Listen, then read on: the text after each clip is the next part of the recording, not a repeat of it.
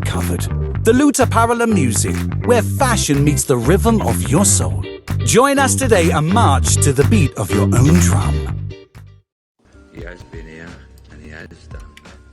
And then I nailed that demon in a smoke-proof coffin.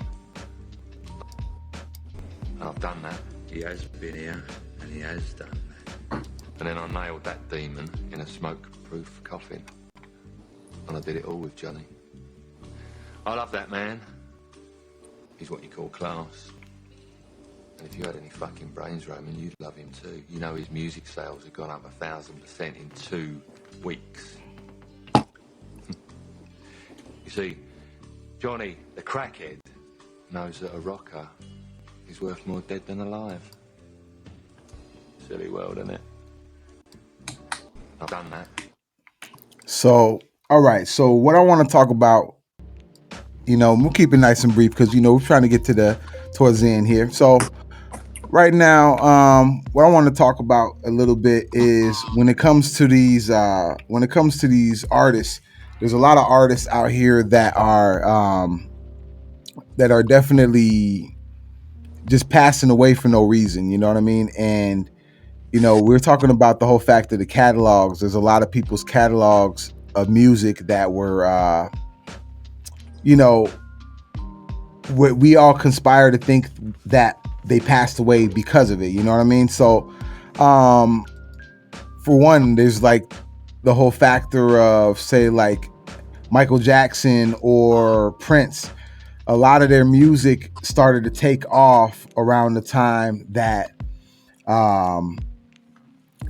they passed, and their timely passing. So what I've happened to see a lot is that trend of a lot of rappers passing away or artists passing away due to the fact of their catalogs, because it's like as soon as they pass away, you see a new release. What's your thoughts on that?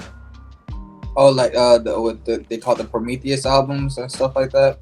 Yeah, there's posthumous albums like. Yeah. Honestly, for me, if there were, let's say there were tracks that the artist already made, he had them sitting, and let's say he already said he was planning on releasing them, and they just threw it together into a mixtape or album saying, look, this is something that he had in the works that he was already planning on releasing, he or she, they're already planning on releasing, and to the world, it just so, due to unfortunate situations, they weren't able to do it the way they wanted. But we're going to try to give up one last dying wish for them to, release this for them type of thing. That is straight. But the ones where they actually trying to recreate the song for them, like there's unfinished tracks and they're trying to finish it for them. Yeah. That I don't even buy, because essentially it's not the artist's actual work at that point. Now it's your twist of what you think he may have ran with. Right? Because you never know what they're gonna do till they're completely done with it. Exactly. Yeah, I just feel like for me, it's like with the Biggie albums. You had Biggie's first 2 albums, and then they had that Born Again one that they put after he died. You just didn't sound right.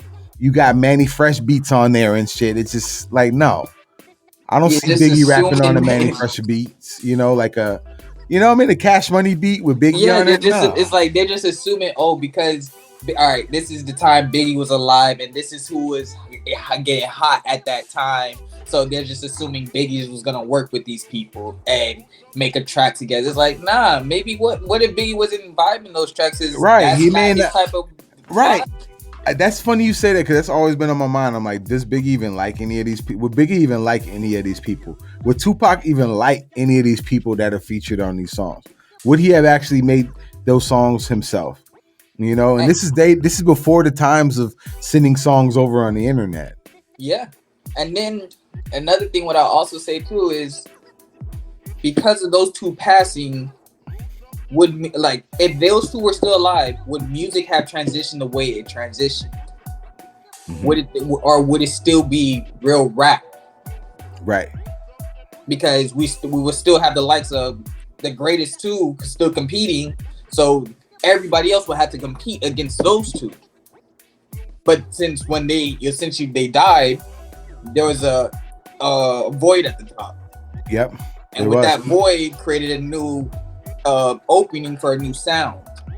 That's so true. I feel like, yeah, that's kind of like where we got like a Jay-Z. I feel like Jay-Z came in and filled a certain void that was there. You know what I mean? And it's kind of what it is, though. When it comes to like this, what you consider to be the top, there's a top, and then there's somebody that kind of like knocks someone off the top, or there's a runner-up to the top, or there's just a certain series of a Rushmore of artists at the top. So that's very, that makes sense. So, that type of thing is definitely, it's an irritating thing. I can't vibe with those type of albums, man. And I just don't like the whole fact of rappers, people's worth not being worth it while they're here, Yeah. It don't make sense how their fame blows up 2-3 times more after they're gone. Yeah, it's nuts. Why the music was still there? What's the difference? It's a whack ass concept, bro. So, all right. So